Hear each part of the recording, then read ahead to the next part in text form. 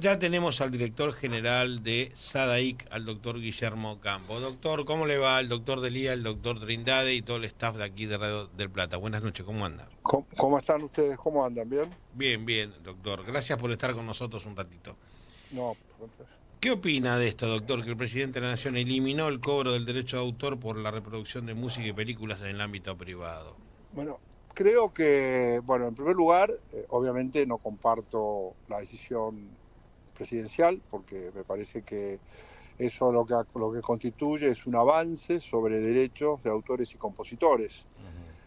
No hay allí ninguna buena razón para modificar ese sistema que viene funcionando hace muchísimos años. En segundo lugar, eh, no es tan claro el tema de que se elimina en el ámbito privado, esa eliminación en el ámbito privado, suponiendo que eventualmente la decisión pueda considerarse adecuada, funcione en todos los casos. Porque si usted lee el decreto y ve que el decreto tiene modificaciones básicamente a dos disposiciones del decreto reglamentario de la ley 11.723. Al 33, que es el que definía en la ley que era domicilio privado de las personas, y que decía que no había comunicación al público en el domicilio privado de las personas, salvo que se propalara al exterior, eso decía la ley, el decreto reglamentario original de la ley 11.723. Ahora el decreto actual define qué es comunicación al público y dice que no hay comunicación al público cuando es el ámbito privado. Pero si ustedes luego siguen viendo el decreto, van a ver que el decreto luego sigue con una modificación al artículo 35 del decreto reglamentario. Y ese artículo 35, el segundo párrafo del nuevo artículo, claramente deja de lado la eventual excepción al ámbito privado cuando hay onerosidad. ¿Y por qué le digo cuando hay onerosidad? Porque si usted lee el decreto va a ver que el decreto dice que cuando una persona en forma este, eh, habitualmente o digamos accidentalmente haga un uso de la obra musical en un ámbito lucrativo, básicamente es lo que dice, allí debe un derecho de remuneración a los titulares de derechos. De modo tal que los salones de fiesta que hacen una actividad lucrativa, porque los salones de fiestas alquilan el salón, primera cuestión. Segunda cuestión, el salón de fiesta habilita el uso de música y todo eso es oneroso para el que alquila el salón. Entonces, cuando se produce esa onerosidad, cuando la persona está haciendo un uso de la obra musical con una finalidad lucrativa, allí ya no hay la excepción del artículo 33, segundo párrafo, porque ahí se genera derecho a remuneración, lo que claramente dice el artículo 35 que les estoy comentando. Si usted tiene el decreto a mano, pues yo estoy ahora estacionado y, Sí, sí, sí. no, y estoy medio pero si me da un minuto, No, no. lo busco. ¿Usted Lo cree, busco. usted cree que ahí hay una colisión justamente porque, es decir, la norma colisiona con el hecho remunerativo que tiene la persona que alquila un salón de fiesta y reproduce música, claramente? Claro, Es porque esto es remunerativo. así. El artículo dice, tienen derecho a percibir una remuneración de cualquier persona que en forma ocasional o permanente obtenga un beneficio económico, directo o indirecto, con la utilización pública de una obra. Claro. Y eso es lo que hace el salón de fiesta. El salón de fiesta alquila el salón, habilita el uso de música y por eso cobra. En ese contexto no hay extensión al pago de derechos Claro. porque funciona este párrafo del artículo que lo acabo de leer, que ahora lo leí porque puse Sí, sí, anteojos está, y lo pude está leer. perfecto. Doctor, Este, Eh, ¿Qué tal, Ocampo? ¿Cómo le va? Buenas noches. El doctor Trindade lo saluda. Doctor, Ahora, ¿cómo está usted? bien, Encantado. gracias, igualmente. Ahora, esto es extensivo a restaurantes y hoteles, no A solo a los... restaurante no, ¿No? restaurante no. No, a restaurante seguro que a hoteles es discutible, ya se lo digo. Ajá, Es discutible. Evidentemente, porque lo declararon los funcionarios públicos que hablaron de este tema, o por lo menos los que yo oí, la intención del decreto fue eximir a los hoteles del pago de derechos por los televisores en los cuartos. ajá. Eso es lo que persigue el decreto, porque eso lo dijo el secretario de Turismo Scioli, también lo dijo el ministro de Planeamiento Sturzenegger. Es decir, todos dijeron la intención es bajar los costos del turismo, etcétera, etcétera, etcétera. Lo cual, por otro lado, es un presupuesto que a mi criterio está totalmente equivocado, porque nadie va a pensar que por lo que pagaban de derechos van a bajar las tarifas. No, eso no va a ocurrir. El que cobraba $250 va a seguir cobrando $250. La única diferencia es que no va a pagar derechos, pero no va a bajar el precio. Eso es un postulado que no tiene ningún tipo de sustento. Pero dejemos de lado eso porque eso es subjetivo. Usted puede decir que no está de acuerdo y yo le tengo que decir que es discutible y no tiene mayor sentido. Pero lo que yo digo es lo siguiente. Evidentemente la intención del decreto fue el tema hoteles. Restaurantes no están incluidos porque los restaurantes son lugares públicos, son espacios de acceso público libre y en los restaurantes hay una pluralidad de personas, con lo cual la comunicación al público ahí es clarita.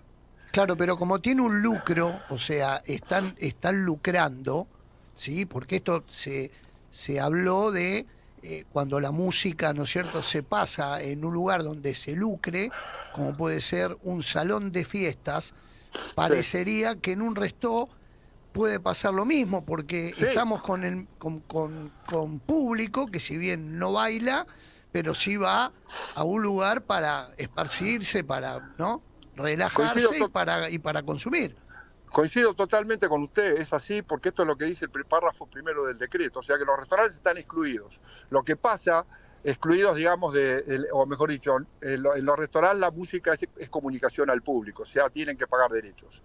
Lo que pasa es que el folclore, por alguna manera, que salió con respecto a este decreto, empezó a poner sobre la mesa distintas situaciones que también estarían alcanzadas por el decreto y eso, obviamente, ni siquiera en la mejor de las interpretaciones puede ser aceptado.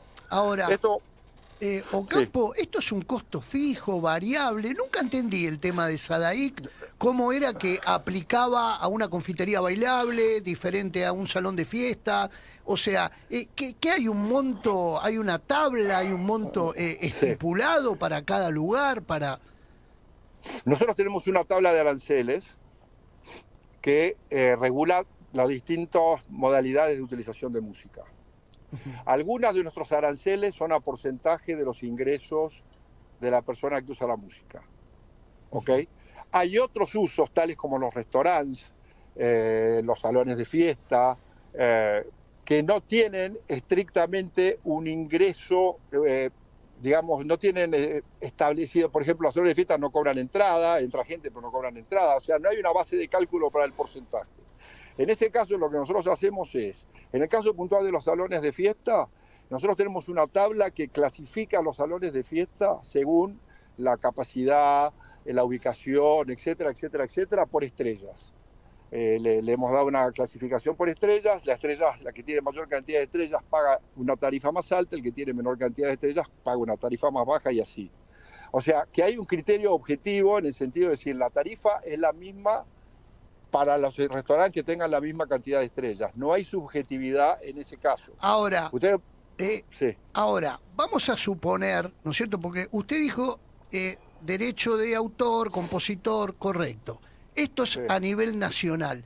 ¿Qué ocurre cuando en un boliche bailable, por ejemplo, yo paso música extranjera? ¿Ustedes tienen que rendir al exterior? Sí. Nosotros tenemos convenios de representación con todas las sociedades musicales del mundo.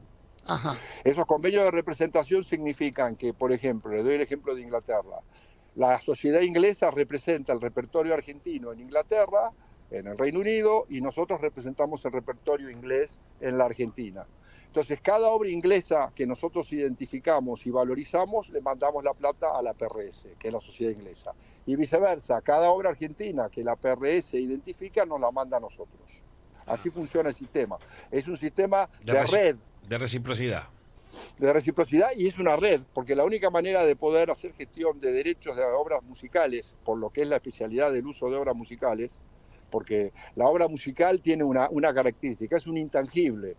Y en cualquier caso, la misma obra puede estar utilizada hoy en Buenos Aires y al mismo tiempo, el mismo día de hoy, en Madrid y después en Canadá, todo al mismo tiempo. Usted imagínese que es imposible que el autor pueda ir y cobre la obra en 3 lugares diferentes con 15 horas o 18 horas de diferencia. Claro. Lo que digo es, en ese caso, ¿quién cobra los derechos de esa obra argentina ejecutada en Madrid? La sociedad española. ¿Quién cobra los derechos de la sociedad del autor argentina en Canadá? La sociedad canadiense. Es una red porque en definitiva todos cobramos todo y después hacemos una distribución de los derechos de cada uno en función de los criterios de reparto que cada sociedad tiene. Eso es un poco el esquema. Doctor, la última preguntita y ya lo dejo tranquilo porque es hora de estar en familia y le agradezco que esté con nosotros.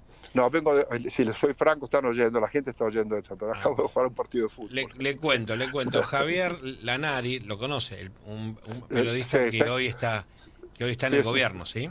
Sí, hizo una declaración muy Sí, acá bastante fuera de lugar. Dice en el tuit, dice, habíamos normalizado que te cobren un impuesto por pasar música en una fiesta privada. O sea, Sí. te clausuraban un cumpleaños por usar un MP3 o un CD para proteger los derechos de autor. Un curro menos, Adaik, dice. Bueno, eso es una afirmación. En primer lugar, ofensiva de parte de un funcionario público, hablando de curro como si esto fuera una cuestión ilegal. Ya de por sí la afirmación del subsecretario es fuera de lugar por eso solamente. Y después tampoco es cierto lo que él dice de que suspendíamos los cumpleaños porque no pagaba los derechos. No existe. Puede haber habido algún desborde de algún cobrador en algún lugar del país, claro, estamos de todas las provincias, tenemos cobradores en todos lados, puede haber habido un caso así. Un hecho Pero aislado, nosotros sí. no tenemos una política de suspender espectáculos por falta de pago de derechos. No solamente no las tenemos, ni siquiera tenemos autoridad para suspenderlas.